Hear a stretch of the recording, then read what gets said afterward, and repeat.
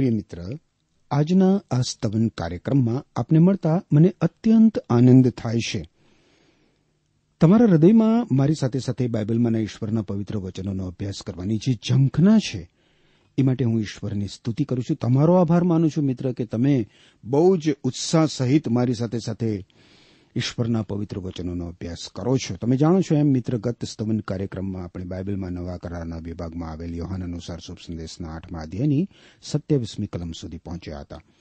આજે મિત્ર 28મી કલમથી આગળ વધીને 58મી કલમ સુધી જવા માંગીએ છીએ. એટલે તમારી પાસે જો પ્રેમ સંદેશ નામનું પુસ્તક હોય તો કૃપા કરીને તમે 278 નંબરના પૃષ્ઠ ઉપર એ ખુલ્લું રાખજો.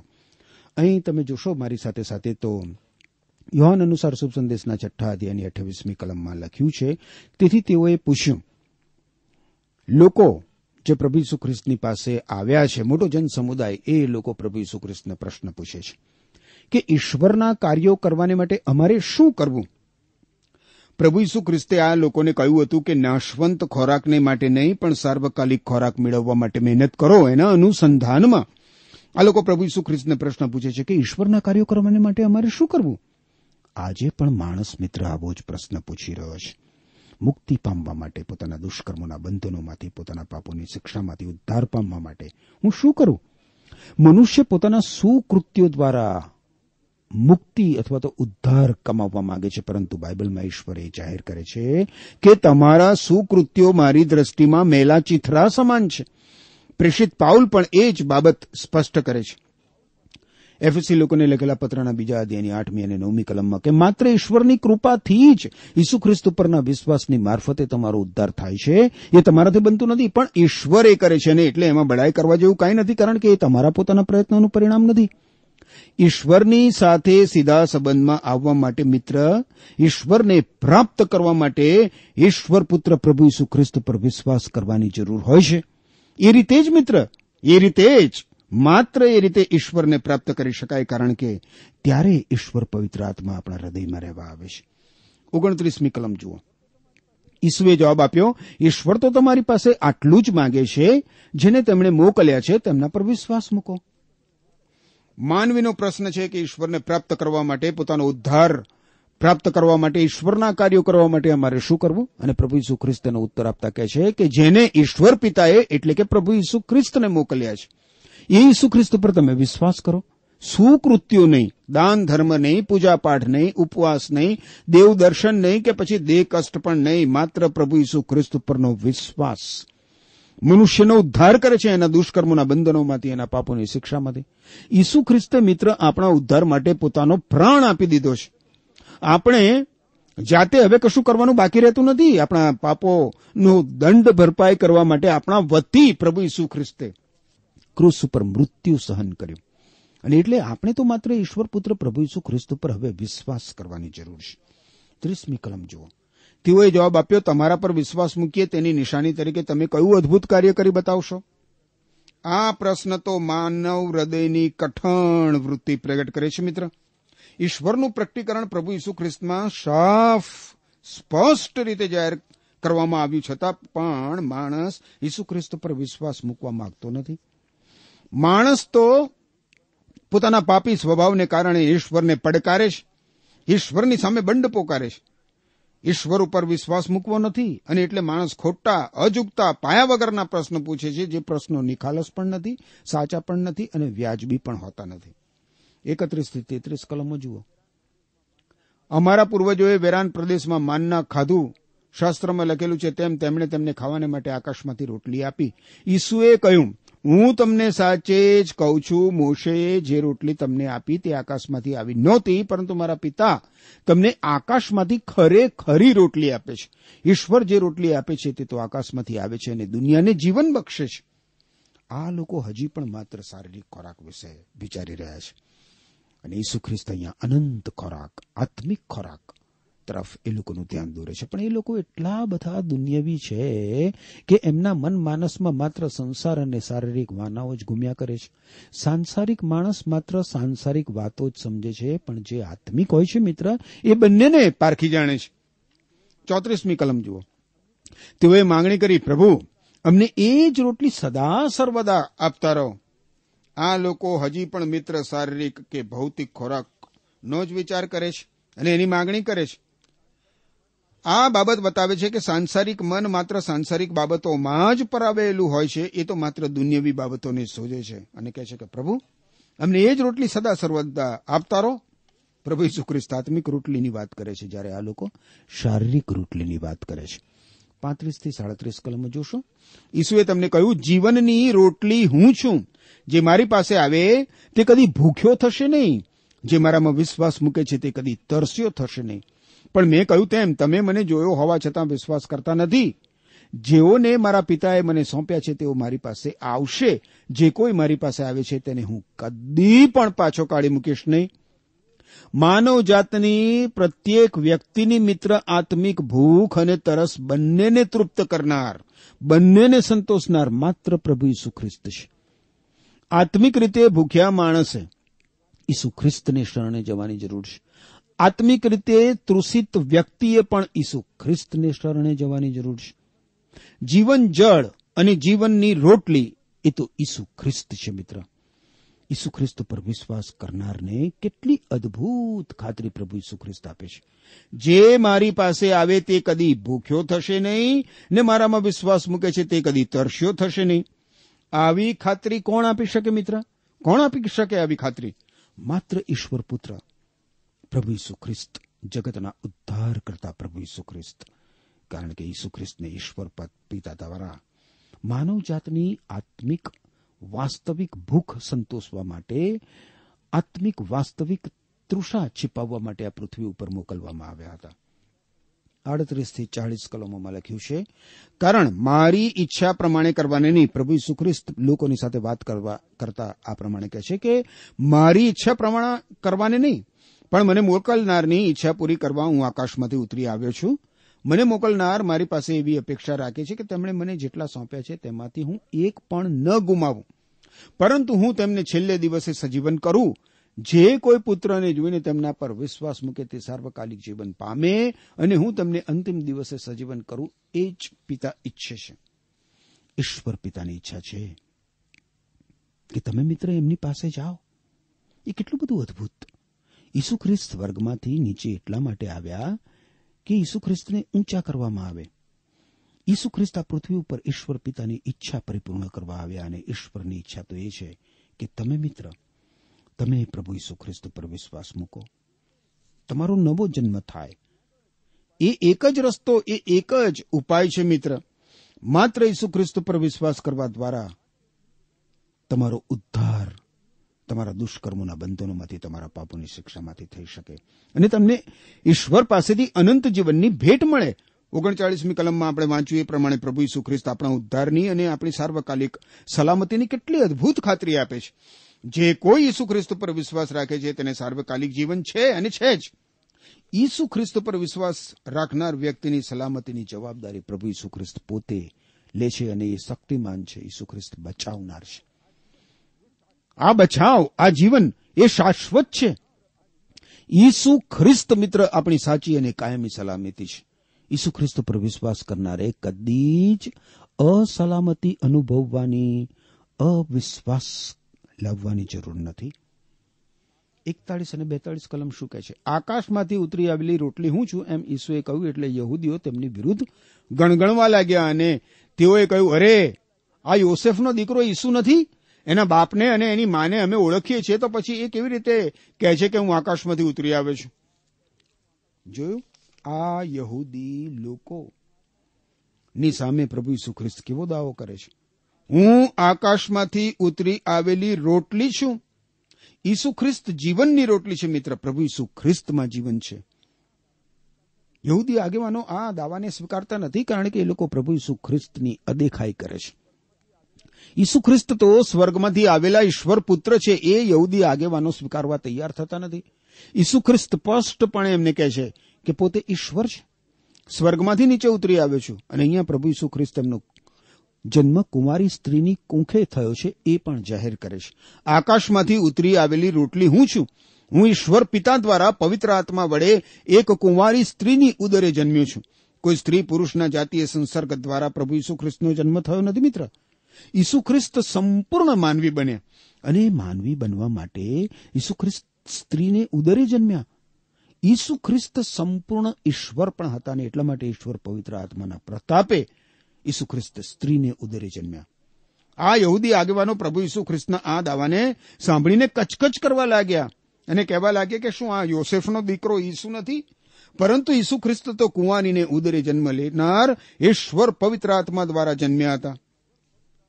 43 અને 44મી કલમોમાં લખ્યું છે, ઈસુએ જવાબ આપ્યો, અંદરો અંદર ગણગણાટ બંધ કરો. મને મોકલનાર પિતા કોઈને મારી તરફ ખેંચે નહીં ત્યાં સુધી કોઈ મારી પાસે આવી શકતું નથી અને હું તેને છેલ્લે દિવસે સજીવન કરીશ. ઈસુ ખ્રિસ્તનો આત્મિક અધિકાર તમે જુઓ કેટલો બધો અદભુત છે મિત્ર. ઈસુ ખ્રિસ્ત યહૂદી આગેવાનોને ચૂપ કરી દે છે. ઈસુ ખ્રિસ્ત સત્ય છે અને જે કોઈ ઈસુ ખ્રિસ્ત પર વિશ્વાસ કરે છે એને એની ખાતરી થાય છે અને પ્રભુ ઈસુ ખ્રિસ્તે જે કંઈ જણાવ્યું એમાં કંઈ લેશ માત્ર ખોટું નથી, એની એને ખાતરી થાય છે. ઈસુ ખ્રિસ્ત લોકોને ચૂપ રહેવા કહે છે. 44મી કલમમાં જણાવ્યા પ્રમાણે આપણા ઉદ્ધારમાં, આપણા તારણમાં મુખ્ય ભાગ ભજવનાર તો ઈશ્વર છે મિત્ર, માણસ નથી. અને એટલા માટે ઈશ્વર પિતાએ પ્રભુ ઈસુ ખ્રિસ્તને માનવીના ઉદ્ધાર માટે મોકલ્યા હતા. માણસે શું પસંદ કર્યું? પાપ કરવાનું પસંદ કર્યું અને કરે છે. પણ આવા માનવી માટે ઈશ્વરે સામે ચાલીને ઉદ્ધારની યોજના કરી. આજે ઈશ્વર પવિત્ર આત્મા દ્વારા આપણને સતત પ્રભુ ઈસુ ખ્રિસ્ત પર વિશ્વાસ કરવા માટે વિનંતી કરવામાં આવી રહી છે. જ્યારે આપણે પ્રભુ ઈસુ ખ્રિસ્ત પર વિશ્વાસ કરવાનો નિર્ણય કરીએ છીએ મિત્ર, ત્યારે એ નિર્ણય ઈશ્વરની વિનંતીને મળતો યોગ્ય પ્રતિભાવ હોય છે. તમારા ઉદ્ધાર માટે ઈશ્વર પવિત્ર આત્મા તેમની યોજના વ્યવસ્થા પ્રમાણે તમને સતત વિનંતી કર્યા કરે છે. અને એવા સમયે મિત્ર, એવા સમયે પ્રભુ ઈસુ ખ્રિસ્ત પર વિશ્વાસ કરવો એ અત્યંત ઉત્તમ બાબત છે. 45મી કલમ કહે છે, સંદેશવાહકોના પુસ્તકોમાં લખેલું છે, બધા માણસો ઈશ્વર તરફથી શિક્ષણ મેળવશે. જે કોઈ પિતાનું સાંભળે છે અને તેમની પાસેથી શીખે છે તે મારી પાસે આવે છે. પ્રભુ ઈસુ ખ્રિસ્ત વિશે સેંકડો વર્ષો પૂર્વે મિત્ર બાઇબલમાં ભવિષ્યવાણીઓ કરવામાં આવી હતી. પ્રભુ ઈસુ ખ્રિસ્તના જન્મ અગાઉ બાઇબલના જૂના કરારના વિભાગમાં જુદા જુદા સંદેશવાહકો દ્વારા ઈશ્વરે અગાઉથી પ્રભુ ઈસુ ખ્રિસ્તના જન્મ વિશે, જીવન વિશે, મૃત્યુ વિશે, મૃત્યુમાંથી સજીવન થવા વિશે અને પ્રભુ ઈસુ ખ્રિસ્તના બીજા આગમન વિશે જણાવી દીધું છે. એટલા માટે જે કોઈ ઈસુ ખ્રિસ્ત પર અવિશ્વાસ કરે એ જાણવા છતાં ઈસુ ખ્રિસ્તથી દૂર રહે. ઈસુ ખ્રિસ્ત એ જ આપણા ઉદ્ધારકર્તા છે એ સ્પષ્ટ થાય એટલા માટે તો મિત્ર ઈશ્વરે અગાઉથી ઈસુ ખ્રિસ્ત વિશે અનેક ભવિષ્યવાણીઓ કરી છે બાઇબલમાં. હિબ્રીઓને લખેલા પત્રના પહેલા અધ્યાયની 1 થી 3 કલમોમાં કહેવામાં આવ્યું છે કે પ્રાચીન કાળમાં ઈશ્વર પિતા આપણા પૂર્વજો સાથે પોતાના સંદેશવાહકો દ્વારા ઘણીવાર અને જુદી જુદી રીતે બોલ્યા હતા. પણ આ અંતિમ કાળમાં ઈશ્વર આપણી સાથે પોતાના પુત્ર પ્રભુ ઈસુ ખ્રિસ્ત દ્વારા બોલ્યા છે. ઈસુ ખ્રિસ્ત દ્વારા ઈશ્વરે આ સૃષ્ટિનું સર્જન કર્યું અને છેવટે તેમને સર્વ વસ્તુઓના વારસદાર તરીકે નિમ્યા છે. ઈસુ ખ્રિસ્ત તો ઈશ્વરના ગૌરવનો પ્રકાશ છે. ઈસુ ખ્રિસ્ત ઈશ્વરના સત્યની આબેહૂબ પ્રતિમા છે અને પોતાના સામર્થ્યવાન શબ્દ દ્વારા આખા વિશ્વને તે ધરી રાખે છે. ઈસુ ખ્રિસ્તે માણસોને પાપમાંથી મુક્ત કર્યા પછી તે સ્વર્ગમાં ઈશ્વરની જમણી તરફ બિરાજેલા છે. આપણો ઉદ્ધાર કરનાર મિત્ર ઈસુ ખ્રિસ્ત હવે સમગ્ર માનવજાતનો ન્યાય કરવા માટે આવવાના છે. અને એટલા માટે આ સમયે આજે ઈસુ ખ્રિસ્ત પર વિશ્વાસ કરીને તેમની આધીનતામાં જીવન જીવવાની કેટલી બધી જરૂર છે, કેટલી બધી જરૂર છે, જેથી આપણે બચી જઈએ આપણા દુષ્કર્મોના બંધનોમાંથી, આપણા પાપોની શિક્ષામાંથી, ઈશ્વરના કોપમાંથી અને અનંત જીવન પ્રાપ્ત કરી શકીએ. 46 અને 47 કલમમાં લખ્યું છે, આનો અર્થ એ નથી કે કોઈએ ઈશ્વરને જોયા છે. જે ઈશ્વર પાસેથી આવ્યા છે ફક્ત તેણે જ ઈશ્વરને જોયા છે. હું તમને સાચે જ કહું છું કે જે વિશ્વાસ રાખે છે તેને સાર્વકાલિક જીવન છે. ઈસુ ખ્રિસ્ત એ ઈશ્વરનું પ્રકટીકરણ છે મિત્ર. હમણાં જ આપણે હિબ્રુ લોકોને લખેલા પત્રના પહેલા અધ્યાયની 1 થી 3 કલમમાં જોયું કે પ્રભુ ઈસુ ખ્રિસ્ત ઈશ્વરની સત્ય આબેહૂબ પ્રતિમા છે. અને ઈસુ ખ્રિસ્ત વિશે પ્રેષિત યોહાન પણ વારંવાર એ હકીકત જણાવે છે કે કોઈએ ઈશ્વરને કદી જોયા નથી. જે ઈશ્વર જેવા જ છે અને જે ઈશ્વર પિતાની અત્યંત નિકટ છે એકલા તેમણે જ, એટલે કે પ્રભુ ઈસુ ખ્રિસ્તે જ મનુષ્ય સમક્ષ ઈશ્વરને પ્રગટ કર્યા છે. યોહાન અનુસાર શુભ સંદેશ 1 અધ્યાય 18મી કલમ. તમે આગળ નવા કરારના વિભાગમાં કોલોસી લોકોને લખેલા પત્રના 1 અધ્યાયની 15મી કલમ જુઓ તો ત્યાં પણ કહેવામાં આવ્યું છે કે પ્રભુ ઈસુ ખ્રિસ્ત અદ્રશ્ય ઈશ્વરની પ્રતિમા છે. શું તમે ઈશ્વરને જોવા માંગો છો મિત્ર? ઈશ્વર તમારે જોવા છે, પામવા છે ઈશ્વરને? તો ઈસુ ખ્રિસ્ત પર વિશ્વાસ કરો.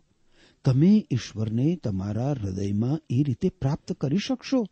તમે ઈશ્વરની સાથે સીધા સંબંધમાં આવી જશો. 48 થી 51 કલમો જોશો. હવે જીવનની રોટલી હું છું. તમારા પૂર્વજોએ વેરાન પ્રદેશમાં માનના ખાધું, છતાં તેઓ મરી ગયા. પરંતુ આકાશમાંથી ઉતરી આવેલી રોટલી એવી છે કે જે કોઈ તે ખાય તે મરણ પામે નહીં. આકાશમાંથી આવેલી જીવનની રોટલી હું છું. જે કોઈ આ રોટલી ખાય છે તે સદાકાળ જીવશે. જે રોટલી હું આપું છું તે તો મારું માંસ છે, જે હું દુનિયાના જીવન માટે આપું છું. પ્રભુ ઈસુ ખ્રિસ્ત આ પ્રમાણે કહેશે. હવે આ પૃથ્વી ઉપર પ્રભુ ઈસુ ખ્રિસ્ત આવ્યા, એનો અર્થ શું થયો? શબ્દ સદી થયો, શબ્દ માનવ થયો અને આપણામાં વસ્યો. અને એ કાલવરી નામની જગ્યાએ મારા અને તમારા પાપોનો દંડ ભરપાઈ કરવા માટે પ્રભુ ઈસુ ખ્રિસ્તે પોતાનો માનવી દેહ બલિદાન માટે આપી દીધો. જ્યારે મિત્ર તમે આ બલિદાનના ભાગીદાર બનો છો, જ્યારે તમે તેનો સ્વીકાર કરો છો, ત્યારે તમે ઉદ્ધાર પ્રાપ્ત કરો છો. ઈશ્વરના કોપથી, તમારા પાપોની શિક્ષામાંથી, તમારા દુષ્કર્મોના બંધનોમાંથી તમે ઉગરી જાઓ છો. કદાચ તમને આ વિચિત્ર લાગે, જુદું લાગે, એ શક્ય છે, પણ તમારા અને મારા ઉદ્ધાર માટે આ આવશ્યક અને અનિવાર્ય હતું મિત્ર. હવે 52મી કલમ શું કહે છે મિત્ર, એ જુઓ. યોહાન અનુસાર શુભ સંદેશ 6 અધ્યાય 52મી કલમ. આ સાંભળીને યહૂદીઓમાં ગરમા ગરમ ચર્ચા થવા લાગી. આ માણસ પોતાનું માંસ આપણને ખાવા માટે કેવી રીતે આપી શકે? ઈસુ ખ્રિસ્ત જીવનની રોટલી છે. આકાશમાંથી ઉતરી આવેલી રોટલી ઈસુ ખ્રિસ્ત છે. અને આ રોટલીને ખાનાર, આ રોટલી ઉપર વિશ્વાસ કરનાર સદાકાળ જીવશે, અનંતકાળ. ઈસુ ખ્રિસ્તે પોતાનું સ્વાર્પણ, પોતાનું બલિદાન આ દુનિયાને જીવન આપવા માટે કર્યું છે મિત્ર. તમે અને હું જીવીએ એટલા માટે પ્રભુ ઈસુ ખ્રિસ્ત મૃત્યુ પામ્યા. ઈસુ ખ્રિસ્ત પર વિશ્વાસ કરનારને સાર્વકાલિક જીવન મળે છે. ઠીક, તો મિત્ર આપણે યોહાન અનુસાર શુભ સંદેશના 6 અધ્યાયમાં હવે આગળ વધીએ અને 53 થી 58 કલમો જોઈએ. ઈસુએ તમને કહ્યું, હું તમને સાચે જ કહું છું, જો તમે માનવ પુત્રનું માંસ ખાવ નહીં અને તેનું લોહી પીવો નહીં તો તમારામાં જીવન હોઈ શકે જ નહીં. જે મારું માંસ ખાય છે અને મારું લોહી પીવે છે તેને સાર્વકાલિક જીવન છે, અને તેને હું છેલ્લે દિવસે સજીવન કરીશ. કારણ મારું માંસ એ તો સાચો ખોરાક છે અને મારું લોહી તે સાચું પીણું છે. જે કોઈ મારું માંસ ખાય અને મારું લોહી પીવે તે મારામાં જીવે છે અને હું તેનામાં જીવું છું. જીવંત પિતાએ મને મોકલ્યો છે અને તેમના લીધે જ હું જીવું છું. તે જ પ્રમાણે જે મને ખાશે તે મારે લીધે જીવશે. આકાશમાંથી ઉતરેલી રોટલી તમારા પૂર્વજો ખાઈને મરી ગયા તેવી માનના જેવી નથી. જે કોઈ આ રોટલી ખાશે તે સદાકાળ જીવશે. હવે પ્રભુ ઈસુ ખ્રિસ્તે આ જે કંઈ બધું કહ્યું એની સામે એમને પ્રત્યાઘાત મળ્યો. પ્રભુ ઈસુ ખ્રિસ્તે પોતાનું શરીર અને રક્ત ખાવા માટે કે પીવા માટે નહીં, પણ એ ઈસુ ખ્રિસ્ત ઈશ્વરના પુત્ર છે, માનવીના પાપનું નિવારણ કરનાર, માનવીને અનંત જીવન આપવા માટે બલિદાન રૂપ થઈ જવાના છે, એ બાબત આ શબ્દોમાં જાહેર કરે છે. પ્રભુ ઈસુ ખ્રિસ્ત તો એમના મૃત્યુ બાદ સજીવન થઈને પાછા સ્વર્ગમાં જવાના હતા અને ગયા પણ છે. આત્મા જીવાડે છે મિત્ર, શરીરથી કંઈ લાભ થતો નથી. અહીં પ્રભુ ઈસુ ખ્રિસ્તના દેહ વિશે, શરીર વિશે જણાવવામાં આવ્યું નથી. ઈસુ ખ્રિસ્ત પર વિશ્વાસ કરનાર વ્યક્તિ કે લોકો પ્રભુ ઈસુ ખ્રિસ્તના મૃત્યુની યાદમાં જ્યારે પ્રભુ ભોજન લે છે ત્યારે માત્ર વિશ્વાસથી એ લેતા હોય છે. જે પ્યાલામાં દ્રાક્ષાસવ હોય છે એ પ્રભુ ઈસુ ખ્રિસ્તના રક્તના ચિહ્ન તરીકે હોય છે. એ પવિત્ર અને નિર્દોષ રક્ત સમગ્ર માનવજાતના ઉદ્ધાર માટે વહેવડાવવામાં આવ્યું. અને પ્રભુ ભોજનમાં મિત્ર જે રોટલી ખાવા માટે આપવામાં આવે છે એ પણ પ્રભુ ઈસુ ખ્રિસ્તના શરીરના પ્રતીક તરીકે આપવામાં આવે છે. ઈસુ ખ્રિસ્તે પોતાના શરીરમાં આપણા પાપોનો દંડ ચૂકવી દીધો. એ શરીર ભાંગવામાં આવ્યું, તોડવામાં આવ્યું. પ્રભુ ઈસુ ખ્રિસ્તના બલિદાન દ્વારા મિત્ર માનવજાતને આશીર્વાદ મળ્યો છે ઈશ્વરનો. પરંતુ એ આશીર્વાદ જ્યારે અંગત બને ત્યારે જ અનુભવી શકાય. આ પૃથ્વી ઉપર એક જ વ્યક્તિ મિત્ર એવી આવી જેને ઈશ્વર પિતા દ્વારા મોકલવામાં આવી, જે મરવા માટે જન્મી અને બીજાને જીવન આપવા માટે મૃત્યુ પામી, એ છે પ્રભુ ઈસુ ખ્રિસ્ત. ઈસુ ખ્રિસ્તના મૃત્યુ દ્વારા માનવીને નવું અને અનંત જીવન મળે છે. ઈસુ ખ્રિસ્ત એ રોટલી નથી જેને ખાધા બાદ મૃત્યુ થાય, એવી રોટલી નથી. ઈસુ ખ્રિસ્ત શું કહે છે? તમારા પૂર્વજોએ એ માનના રોટલી ખાધી અને મરી ગયા. જે કોઈ આ રોટલી એટલે કે ઈસુ ખ્રિસ્ત રૂપી રોટલી ખાશે તે સદાકાળ જીવશે. સદાકાળ. જે જીવંત છે મિત્ર, એ જ જીવન આપી શકે ને.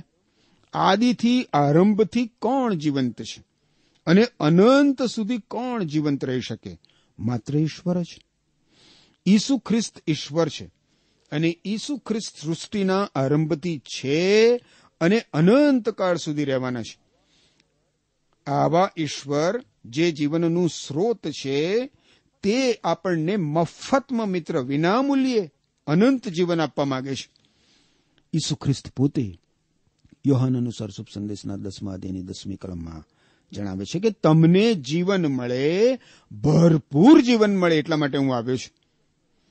ભરપૂર જીવન, અખૂટ જીવન માત્ર પ્રભુ ઈસુ ખ્રિસ્ત આપે છે, કારણ કે ઈસુ ખ્રિસ્ત ઈશ્વર છે.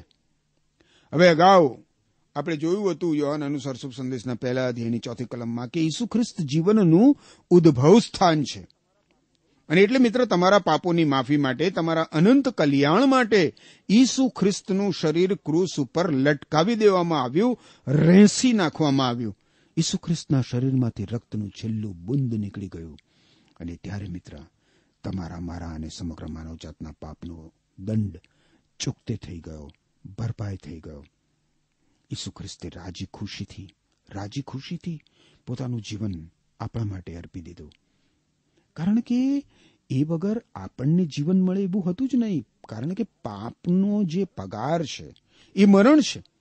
એ મરણમાંથી આપણને છોડાવીને અનંત જીવન આપવા માટે પ્રભુ ઈસુ ખ્રિસ્તે એ મરણ આપણા બદલે ભોગવી લીધું. બાઇબલ કહે છે મિત્ર, રક્ત વહેવડાવ્યા વગર, સંપૂર્ણ પવિત્ર નિર્દોષ રક્ત વહેવડાવ્યા વગર માનવીના પાપનું નિવારણ શક્ય નથી, નહોતું અને ક્યારેય હશે નહીં.